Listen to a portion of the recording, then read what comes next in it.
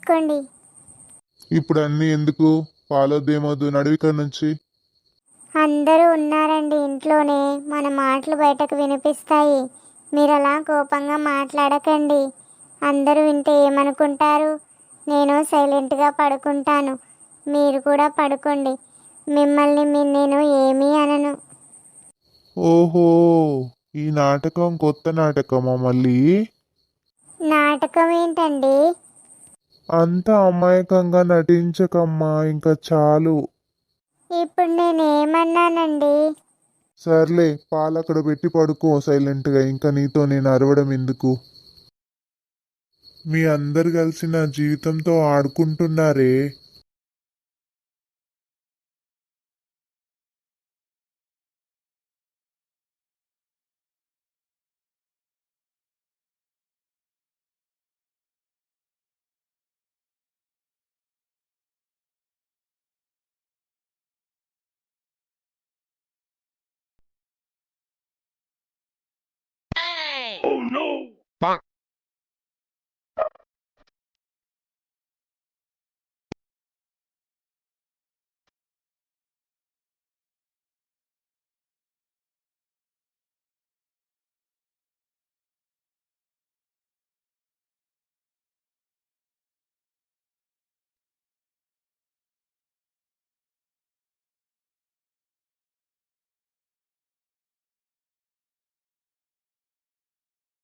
సుగుణ, నువ్వు చాలా అదృష్టవంతురాలివే. నీ కోడలు చాలా చకచకా పనులు చేసేస్తుంది.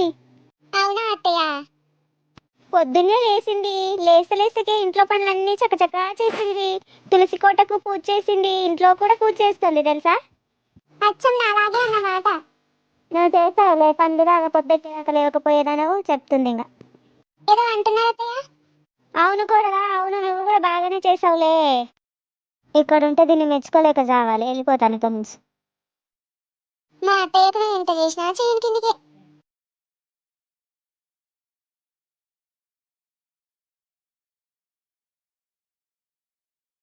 ఏ హలో, ఎక్కడికి వెళ్తున్నావు? ఒక్క నిమిషం ఆగు. ఏంటండి? జుట్టు అంతా చెరిగిపోయినట్టు చేసుకొని వెళ్ళు. ఎందుకండి అలా ఎందుకు చేసుకోవాలి? ఆ, అది అది ఏంటి చెప్పండి. అంటే అమ్మా నాన్న వాళ్ళు మన దగ్గరికి ఏం జరగలేదని అనుకుంటారు. బయట చూస్తే మళ్ళీ అందరూ తప్పుగా అర్థం చేసుకుంటారు. వాళ్ళు అలా అర్థం చేసుకుంటారని నేను ఇలా చేయనా? అదేగా చెప్తున్నాను మరి. సరే సరే.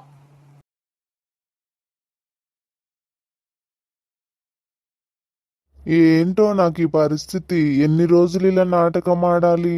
దీన్ని ఎప్పుడు బయటకు పంపించేయాలి? అమ్మా, మొదటిసారి ఇంట్లో పూజ మొదలు పెట్టాను.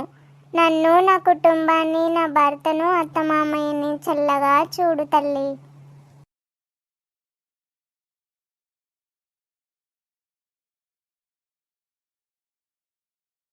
అమ్మా, మొదటిసారి ఇంట్లో పూజ మొదలు పెట్టాను.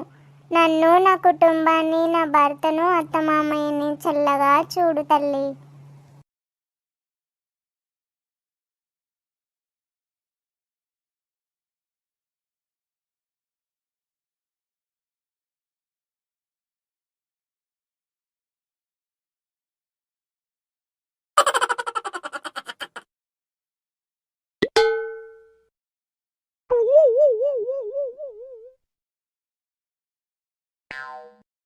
రాధా, వాటర్ పెట్టాను, స్నానం చేసి పూజ చేయమ్మా. పూజ చేసిన తర్వాత వంటగదిలోకి వెళ్ళు.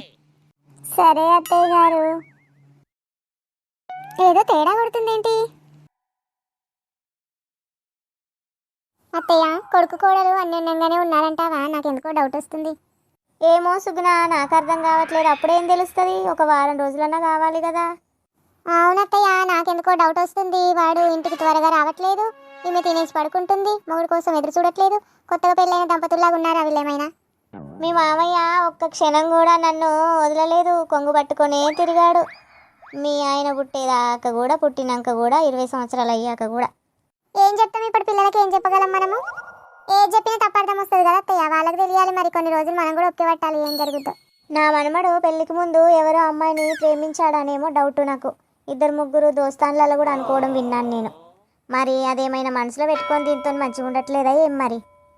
ఏమో అత్తయ్య, నాకు అదే డౌట్ వస్తుంది, అర్థం కాకుండా ఉంది. మా ఆయనతో ఈ రోజు రాత్రి మాట్లాడతాను. రేపు ఎల్లుండి గుడికి వెళ్దాము, అక్కడికి వెళ్దామని చెప్పి తీసుకెళ్తాము. అది నడవడిక మనం దగ్గర ఉండి చూసినట్టు అవుతుంది. అవును, పెళ్ళై నుంచి ఏ గుడికి తీసుకెళ్ళలే. రేపు అందరం కలిసి గుడికి వెళ్దాం. సరే అత్తయ్య, మీ కొడుకు వచ్చే టైం అయింది, నేను వెళ్తున్నాను. కాఫీ తీసుకోండి. రాదా, నీకు ఎందుకమ్మా ఇవన్నీ పనులు నెత్తిన పెట్టుకుంటావు? మీ ఆయనతో సినిమా షికార్లకు వెళ్ళొచ్చు కదరా హాయిగా.